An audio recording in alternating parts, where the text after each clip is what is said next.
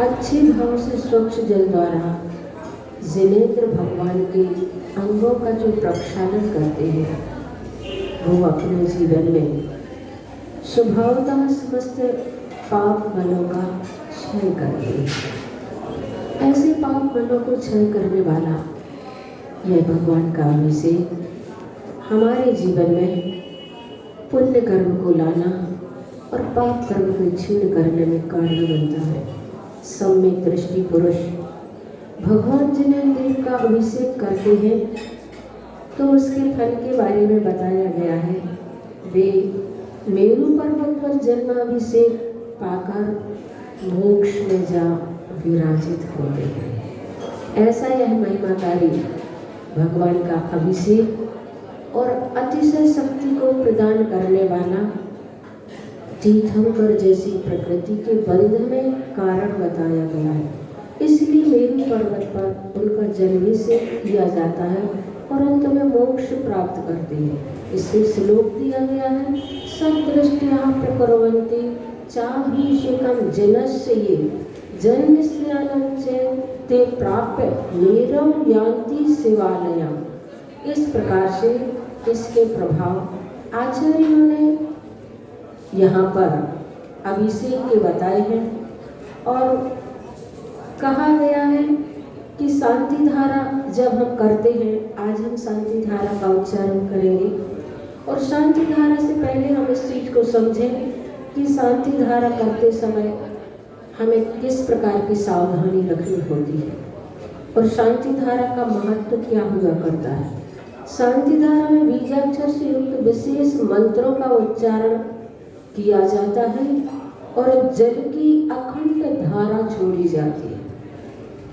वह धारा खंडित नहीं होनी चाहिए। जब भी शांति धारा करते हैं तो भगवान के सिर के ऊपर जो जल की धारा छोड़ते हैं वो अखंड होती है और शांति धारा के समय पूर्णतः शांति रखी जाती है।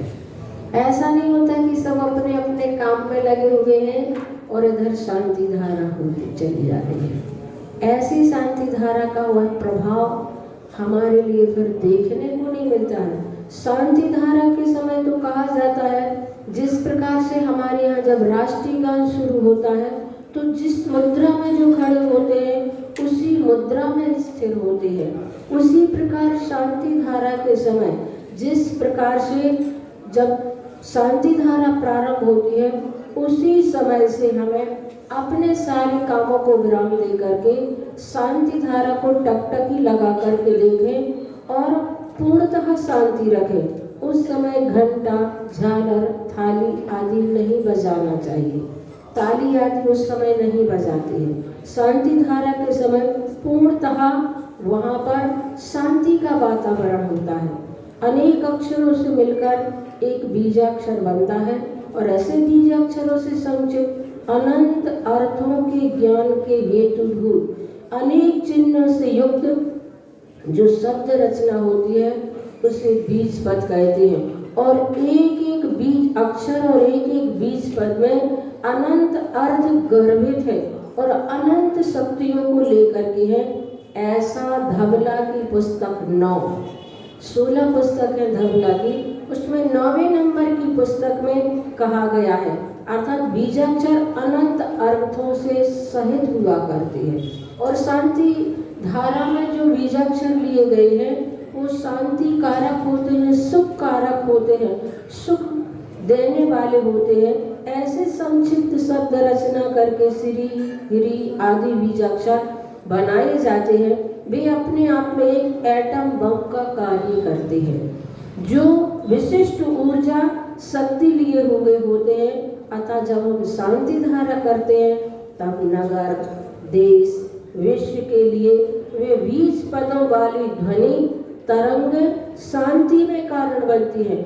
जो भी यहाँ पर बोला जाता है ये तरंगें वहाँ पर पहुँचती हैं, पूरे ब्रह्मांड में फैल जाती है ये तरंगें। और ये तरंगें पूरे ब्रह्मांड में फैलते हुए सुख शांति के वातावरण को प्रदान करने में कारण बनती है। जैन सिद्धांतानुसार पुद्गल तरंगों में ऐसी क्षमता है। आप लोगों ने सुना होगा परमाणु एक समय में 14 राजू पार कर लेता है। परमाणु में इतनी सामर्थ्य है, वह परमाणु पुद्गल परमाणु, परमाणु के दो पुद्गल के दो भेद होते हैं, परमाणु और स्कंद। लेकिन परमाणु के बारे में बताया जाता है कि वह परमाणु एक समय में 14 राजू पार कर लेता है।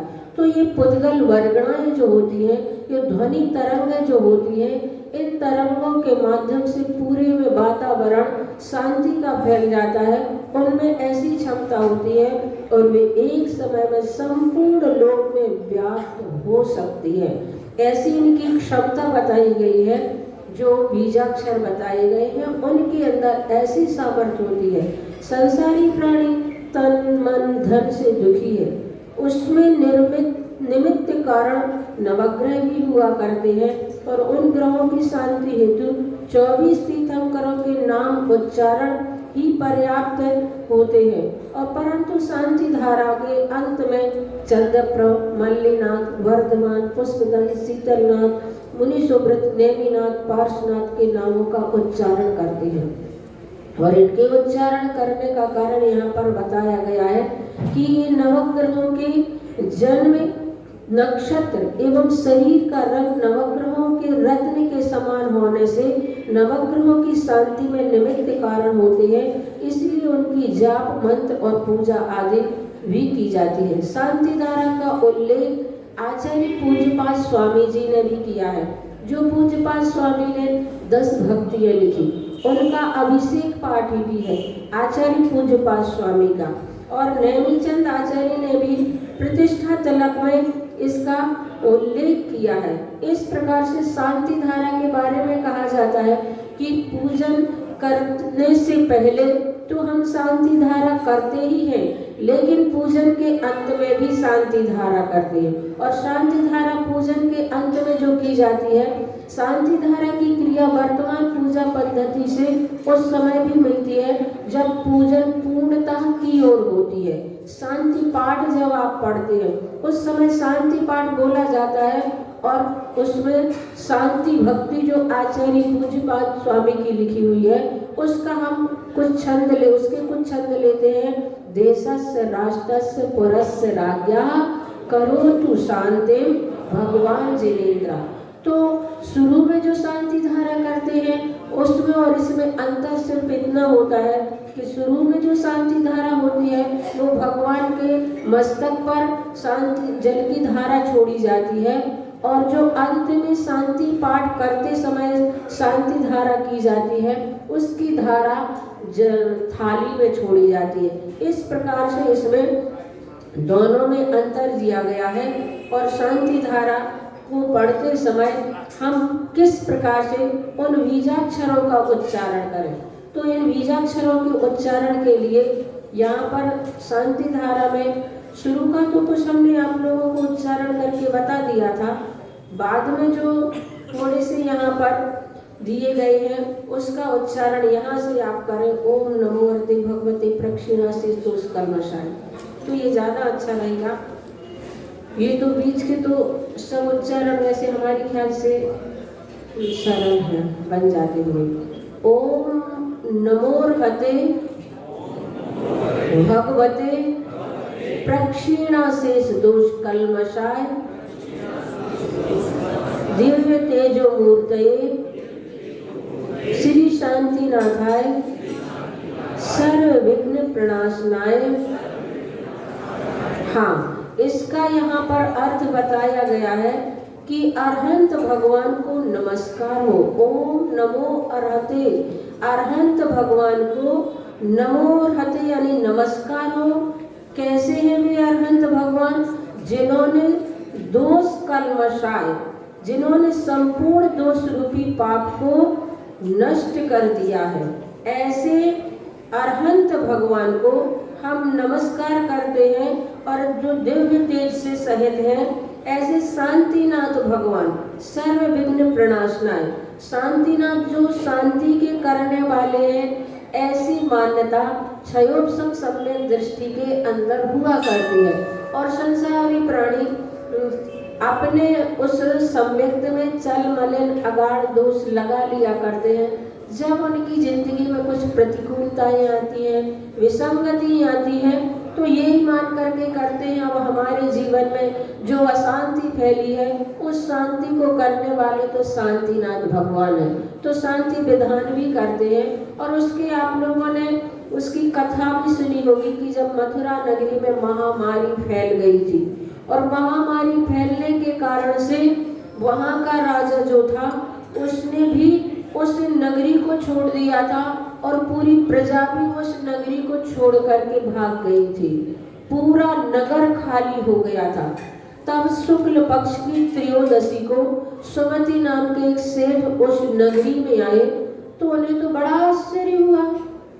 सोचने लगे ये तो पूरा नगर खाली है, यहाँ खाली होने का कारण क्या है। उनके मन में अनेक प्रश्न हो रहे थे, लेकिन सोच रहे थे इन प्रश्नों का उत्तर मुझे कहाँ मिलेगा, किससे मिलेगा, कौन मुझे इस प्रश्न का उत्तर देगा। और उन्होंने उस नगरी में देखा कि एक जिनालय है, तो जिनालय के दर्शन करने की भावना से जैसे भी वहां पर वो सेठ जी गए तो वहां भगवान के भी दर्शन किए और देखा कि उस मंदिर में 2 चारण रिद्धिधारी मुनि महाराज भी है। तो चारण रिद्धिधारी मुनि राज को उन सुमति नाम सेठ ने नमस्कार किया। विनय पूर्वक भक्ति भाव से उन्होंने प्रश्न किया कि इस नगरी से संबंधित मेरे मन में बहुत सारी जिज्ञासाएं हैं, क्या कृपया आप हमारा समाधान करें।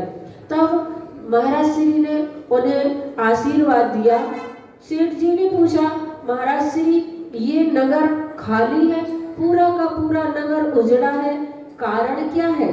तब उन्होंने बताया कि यहाँ पर बहुत समय पहले महामारी फैल गई थी, जिसके कारण से इस नगर का शासक और यहाँ की प्रजा उस परेशानी के कारण उस नगर को छोड़ करके इधर उधर चली गई है। तो सेठ जी ने पूछा, उस महामारी को दूर करने का कारण क्या है, निमित्त क्या है, किस चीज से वह महामारी दूर हो सकती है।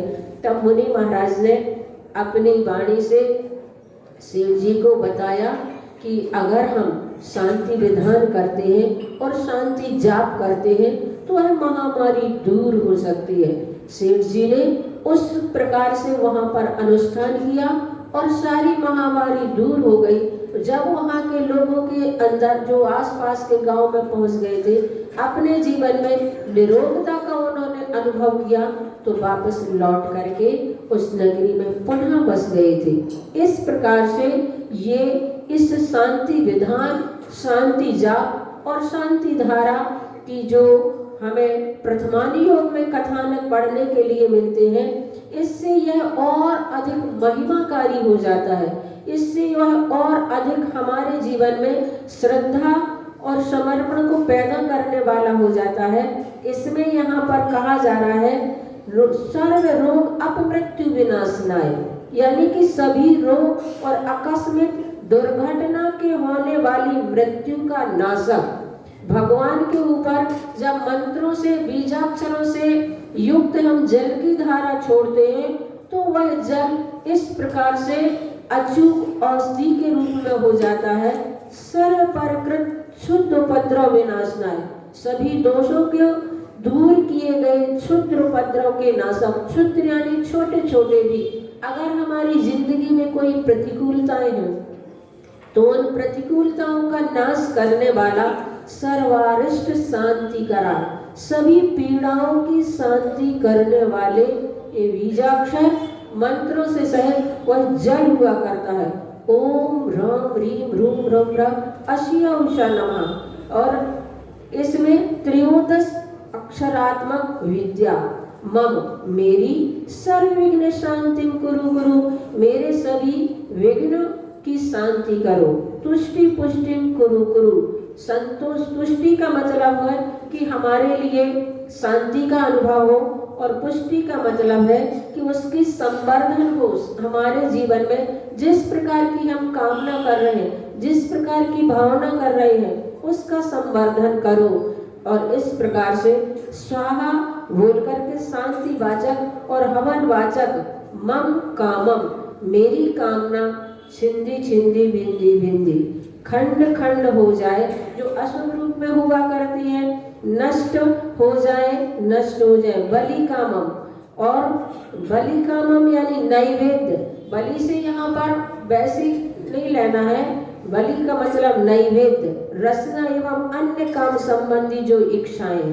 कामम का मतलब होता है जो अब्रह्म रूप हमारे परिणाम है। मम कामम, मेरे जो अब्रह्म रूप परिणाम है वे छिन्न छिन्न भिन्न हो जाए, खंड खंड हो जाए। और बलि कामम यानी मेरे अंदर जो रसना एवं अन्य काम संबंधी जो इच्छाएं हैं वे भी नष्ट हो जाए, नष्ट हो जाए। क्रोधम पापम वैरम से, क्रोध पाप और वैर भी दूर हो जाए, दूर हो जाए, समाप्त हो जाए, समाप्त हो जाए। अग्नि वायु भयम, अग्नि का भय, वायु का भय मेरे अंदर जो उत्पन्न हो जाता है वह दूर हो जाए। सर्व शत्रु विघ्नम छिंदी छिंदी विघ्नि विंदी, शत्रु संबंधी हमारे जीवन में जो कभी कभी विसंगतियां आ जाती हैं वह भय दूर हो जाए। और शत्रु को छिंद बिंद करने वाली यहाँ पर बात नहीं की जा रही है, यहाँ पर शत्रु विघ्नम, आप शब्द को गौर करके देखें। शत्रु संबंधी जो हमारा विघ्न है वह विघ्न छिंद छिंद भिंद भिंद हो जाए, दूर हो जाए।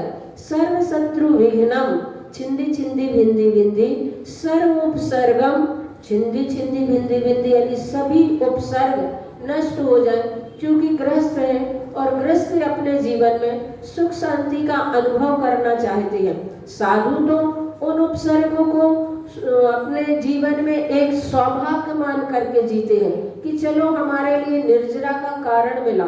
साधु कभी उसको दूर करने का पुरुषार्थ और प्रयास नहीं करते हैं।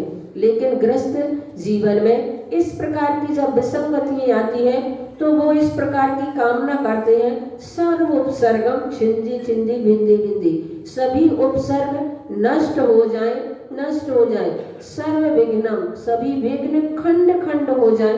सर्व राज्य भयम, सभी राज्य भय नष्ट हो जाए, नष्ट हो जाए। सर्व चौर दुष्ट भयम, सभी चोर दुष्ट आदि का जो भय हमारे अंदर है वो समाप्त हो जाए। सर्व सर्व वृश्चिक से हाथी भयम, इस संबंधी जो हमारे अंदर भय है वे भी दूर हो जाए, भाग जाए। सर्व ग्रह भयम, सभी ग्रहों का भय हमारे अंदर जो समाया हुआ है वह दूर हो जाए, वह भय हमसे भाग जाए। सर्व दोषम व्याधिम डामरम जय, सभी दोष और भयानक रोग नष्ट हो जाए, नष्ट हो जाए।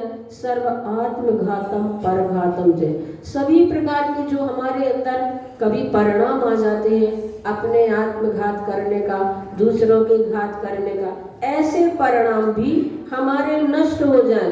परघातम मंत्रम खंड खंड, आत्मघातक और परघातक मंत्रम, इस प्रकार के तंत्र मंत्र तंत्र विद्या भी होती है जो किसी को इस प्रकार से तंत्र आदि के माध्यम से भी उस व्यक्ति के लिए उपसर्ग आदि किया जाता है। तो उसकी भी वो कामना कर रहे हैं कि हमारे प्रति अगर किसी प्रकार का दूसरे के मन में इस प्रकार का भाव चल रहा है तो वो भी दूर हो जाए, दूर हो जाए। जब आचार्य श्री ने रामटेक में ये शांति धारा पंच कल्याणक के समय पढ़ी तो शांति धारा तो कर दी, उसके बाद आचार्य श्री ने कहा साधु कभी इस प्रकार की भावना नहीं भाते कि हमारे प्रति कोई तंत्र मंत्र आदि कुछ कर रहा है तो वो दूर हो जाए, दूर हो जाए। ये अपेक्षा ही नहीं रखते, कामना ही नहीं करते, वो तो उसे अपना सौभाग्य मान करके अपने जीवन में जीते हैं। इसलिए शांति धारा अभिषेक पूजन आदि जो होते हैं ग्रस्तों को निमित्त लेकर के हुआ करती है। सर्वशूल रोगम कुक्षि रोगम अक्षि रोगम शिरो रोगम ज्वर रोगम, और अगर ग्रस्त करते हैं और कभी किसी के शुभ कामना की भावना को लेकर के करते हैं तो ये आपकी बहिया वृत्ति मानी जाती है। आपकी एक बहिया वृत्ति मानी जाती है कि सद्भावना के माध्यम से हम उनका और कुछ नहीं कर सकते हैं, तो इस प्रकार की सद्भावना के माध्यम से हम ऐसे अनुष्ठान करें ताकि उनकी आत्मा को शांति मिले। सभी तीव्र पीड़ा पेट के रोग, नेत्र रोग, शिरोरोग, ज्वर रोग समाप्त हो जाए, समाप्त हो जाए। और सर्व नर मारी यानी सभी प्रकार के प्लेग, घातक रोग नष्ट हो जाए। सर्व गजास गो महिष अजमारे, सभी हाथी, घोड़ा, गाय, भैंस, बकरा आदि की महामारी दूर हो जाए। कभी अभी कुछ दिन पहले ऐसी बीमारियां भी शुरू हुई थी जिससे बकरियों को, गायों को बहुत सारे उन मात्रा में उनका घात हो गया था, मरण हो गया था। ऐसी महामारी उनकी भी हुई थी। तो उस संबंधी भावना भाते हैं कि अगर इन जीवों को भी किसी प्रकार की परेशानी है तो वो दूर हो जाए। सर्व सस्य धान्य वृक्ष लता गुल्म पत्र पुष्प फल मारे, छिंदी छिंदी भिंदी भिंदी। कभी अनाज आदि की फसल बिल्कुल चौपट हो जाती है, ऐसी त्राही त्राही मच जाती है, तो कहा जा रहा है सभी अनाज, धान, वृक्ष लता, वृक्ष के झुंड, पत्र पुष्प, फल के संक्रामक रोग जिसमें वो तुषार आदि लग जाता है और पूरी फसल जल जाती है, तो ऐसी सारी उन संबंधी भी संक्रामक रोग नष्ट हो जाए। सर्व राष्ट्र मारी, राष्ट्र व्याप्त मारी जो है वो भी दूर हो जाए। सर्व बेताल, शाकनी, डाकनी, भयानी, सभी दुष्ट बेताल, विशेषकर शव आदि पर अधिकार रखने वाले भूत, पिशाचने और आदि भय दूर हो जाए। सर्ववेदनीयम, सर्ववेदनी यानी वेदना संबंधी हमारे कर्म नष्ट हो जाए, नष्ट हो जाए। सर्वमोहिनी, सभी मोहिनी कर्म जो विषयाशक्ति, मोहिनी संबंधी कर्म नष्ट हो जाए, नष्ट हो जाए। वेदनी कर्म और मोहिनी कर्म, 8 कर्मों में ये 2 कर्म ऐसे प्रबल कर्म हैं जो अपना प्रभाव दिखाते हैं और इन्हीं कर्मों की वजह से हम संसारी प्राणी संसार में पीड़ित और परेशान हैं। मोहिनी कर्म को तो राजा कहा गया है कर्मों का, अगर उसको बस में कर लिया गया तो फिर सारे कर्म अपने आप में बस में हो जाया करते हैं। ऐसा मोहिनी कर्म हमारा जो अनादिकाल से लगा हुआ है, उस मोहिनी कर्म के वशीभूत होकर हम इस संसार में परिभ्रमण कर रहे हैं। यह मोहिनी कर्म हमारा नष्ट हो जाए, नष्ट हो जाए और आकस्मिक हमारा सबका अस्माकम में हम सभी का धारा करने वाले के नाम का उच्चारण करते हैं। अशुभ कर्म जनित दुखानि, जो कुछ भी पीड़ाएं आती है, परेशानी आती है, वो अशुभ कर्म के उदय से ही तो आती है।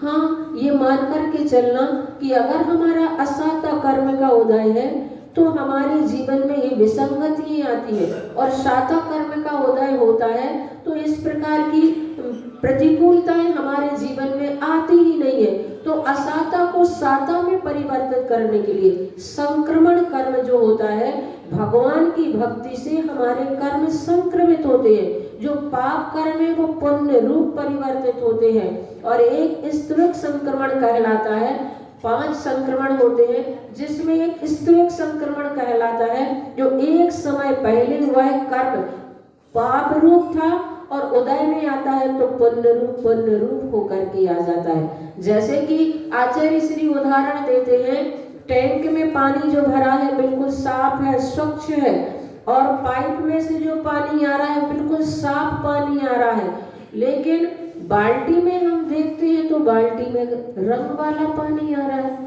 कारण क्या है? जब टैंक में पानी सही है और जो पाइप है उसमें कांच का पाइप है, में दिखाई दे रहा है कि बिल्कुल साफ स्वच्छ जल है, फिर बाल्टी में लाल कलर का पानी क्यों आ रहा है? कारण क्या है? तो टोटी में किसी ने कलर लगा दिया, और टोटी में कलर लगा दिया तो क्या होगा? बाल्टी में आएगा तो कलर वाला पानी आएगा। ऐसे ही हमारे कर्म सत्ता में तो पुण्य कर्म रूप भरे हुए हैं, लेकिन अगर हम कुछ ऐसे पाप रूप परिणाम कर लेते हैं, पाप रूप भाव कर लेते हैं, कलुषित परिणाम कर लेते हैं, तो उदय में जो कर्म आने वाले होते हैं वे पाप रूप हो जाया करते। एक समय पहले वो परिवर्तित हो करके पाप रूप आते जाते हैं। और पाप कर्म अगर सत्ता में है और हम भगवान के यहाँ बैठे हैं, भक्ति कर रहे हैं, तो वहीं पर पाप कर्म हमारे यहाँ पर भगवान की निकटता से भगवान का अभिषेक करते समय एक समय पहले वह कर्म पाप कर्म जो आना तेरे पुण्य रूप होकर के संक्रमित होकर के हमारे उदय में आते चले जाते हैं, जिसे स्तवक संक्रमण कहते हैं। एक समय पहले हमारा पाप पुण्य रूप परिवर्तित हो जाता है। भगवान की भक्ति करने से हमारे कर्म ढीले पड़ते हैं। ऐसे आचार्य यहाँ पर पूज्यपाद स्वामी ने भक्ति में 10 भक्तियां लिखी हैं और उस भक्ति के माध्यम से उन्होंने अपनी, मैंने आपको बताया था एक दिन कि उनकी दृष्टि ही चली गई थी और दृष्टि जाने के बाद उन्होंने भगवान की भक्ति की 10 भक्तियां लिखी और जिसमें उन्होंने जैसे ही शांति भक्ति की, शांतिनाथ भगवान की भक्ति की, उनकी आंखों की दृष्टि आ गई थी, उनको आंखों की रोशनी प्राप्त हो गई थी। ऐसे अनुभूत और पूज्यपाद आचार्य के जीवन की जो घटना है कपोल कल्पित नहीं है, उनके जीवन में इस प्रकार की घटना घटी, तब उन्होंने इन भक्तियों को लिखा और बताया कि वाकई में ये भक्तियां हमारे जीवन के कैसे भी पाप कर्म हो, उन पाप कर्म को पुण्य रूप करने में कारण बनती है। हाँ, तो इस प्रकार से आज अपना ये हो गया है और आज मुझे आप लोगों को ये बात बतानी है, अभी तो ये पूरा नहीं हुआ, कि हमारे संघ के मुनि श्री निर्यापक श्रमण प्रशांत सागर जी महाराज जो संगमेश शिखर की यात्रा जिन्होंने की और फिर वहाँ पर परिक्रमा आदि करके संगमेश शिखर में बहुत दिन तक रहे मुनि श्री प्रमाण सागर महाराज जी के पास, और फिर उनका मन आसपास की वंदना का हुआ। पंच तीर्थ की यात्रा को वो निकले थे और चंपापुर में आज सुबह 6 बजे अचानक हृदय की गति उनकी रुक गई, समाधि पूर्वक उनका मरण हुआ। तो बंधुओं, समय किसी का कुछ भरोसा नहीं होता है। किस प्रकार के उद्देश्य को लेकर वो गए थे, उन्होंने अपने जीवन में करने योग्य कार्य को पूर्ण कर लिया, बहुत प्रभावना की। जहाँ जहाँ भी जाते थे अच्छी प्रभावना करते थे, बहुत उत्कृष्ट चर्या के धनी थे, उनको देख कर के बहुत विशुद्धि बढ़ती थी। हम लोगों को तो रहेली में मिले थे, उन महाराज जी की चर्या को देख कर के लगता था कि वाकई में अपने जीवन में इस प्रकार से निर्विकल्पता होनी चाहिए। अपनी चर्या और अपना अध्ययन उनका मुख्य लक्ष्य था। ऐसे महाराज श्री की उस सदगति के लिए हम सभी, वो महाराज जी पाठशाला के लिए विशेष महत्व देते थे। उनका एक ही लक्ष्य रहता था कि हम जो छोटे छोटे बच्चे हैं उन्हें संस्कार ऐसे दें जिसके माध्यम से हमारी संस्कृति सुरक्षित रहे। उनका कुछ भी यहाँ पर आए थे पंचकल्याणक में, जो अरहंत बिहार के पंचकल्याणक होना था। उस समय भी पंचकल्याणक में भी उनके प्रवचन सिर्फ पाठशाला पर और बच्चों को संस्कार देने पर ही चलते थे। और ऐसे महाराज श्री के लिए, सदगति के लिए हम सभी 9 बार नमोकार मंत्र का जाप करें।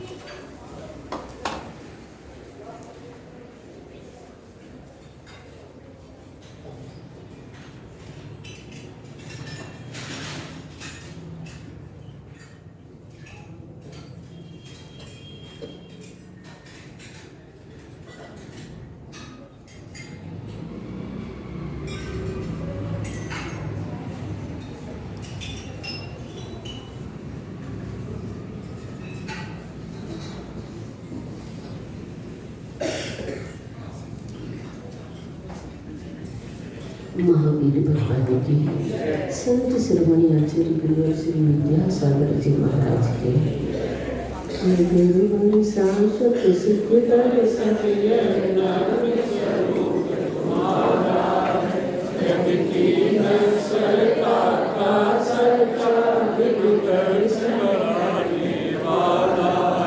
जब जब विषयों में रच पच कर काफिल ने ग्राम